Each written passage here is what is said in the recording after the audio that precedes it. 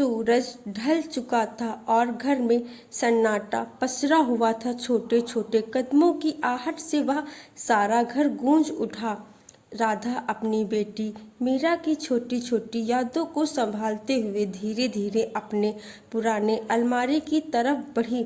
हाथों में धूल जमा पुरानी डायरी थी जिसमें मीरा की हंसी, उसकी पहली पेंटिंग और वह पहला शब्द माँ सभी दर्ज थे।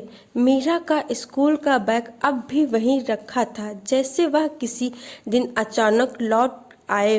राधा ने के आंसुओं ने उसे रोकने की कोशिश की, लेकिन हृदय की वेदना इतनी गहरी थी कि आंखों से छलकना अनिवार्य था। वह सोच रही थी कि जिंदगी ने उसे कितने कठिन सवाल दिए, लेकिन सबसे बड़ा सवाल यही था, कैसे जीऊं बिना अपनी बेटी के।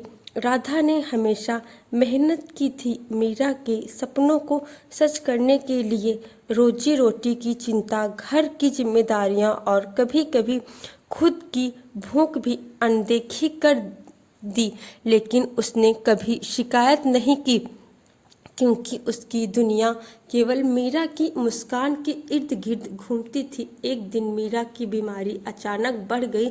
डॉक्टर ने हाथ जोड़कर कहा कि समय बहुत कम है। राधा का दिल टूट गया, लेकिन उसने हिम्मत नहीं हारी। वह हर दिन मीरा के सिर को सहलाती, उसकी पसंद की कहानी पढ़ती और उसे यह एहसास दिलाती कि माँ का प्यार हमेशा साथ है। उस रात मीरा ने अपनी माँ को अपनी आखिरी मुस्कान दी। माँ, डर मत, मैं हमेशा तुम्हारे साथ रहूंगी, उसने फुसफुसाते हुए कहा। राधा ने उसे अपनी बाहों में कसकर पकड़ा और वादा किया कि वह हमेशा उसकी यादों को संजोए रखेगी।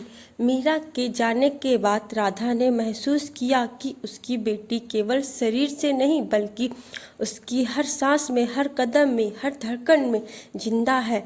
अपनी मीरा की डायरी खोली और उसे पढ़ते हुए अपनी आंखों से आंसू बहा दिए। हर शब्द में मीरा की हंसी, मासूमियत और प्यार था। राधा ने सोचा कि यह दुख हमेशा उसके साथ रहेगा, लेकिन उसने ठान लिया कि मीरा के सपनों को पूरा करने के लिए अब वह और भी मजबूत बनेगी।